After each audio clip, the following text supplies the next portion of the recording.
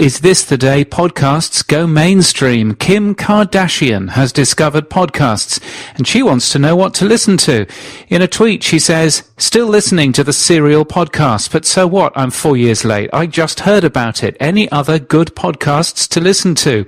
Well, at press time, she's had 1,100 replies in the 4 hours since the tweet, and the US is still asleep. Spotify is moving too slowly and tentatively, says Fast Company's David Lidsky.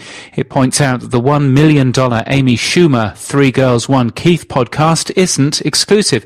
It's on Apple and Google, and that windowing has historically failed miserably.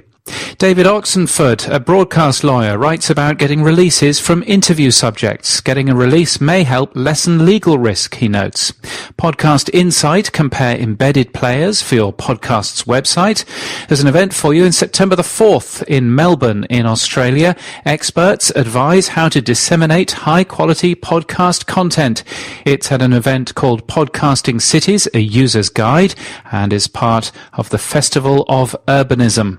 And some podcasts to tell you about. Drawn is a podcast about the history of animation from How Stuff Works and Cartoon Network. Outward, a new LGBTQ podcast from Slate. In comedy, Babyology launches 2 judgy mums.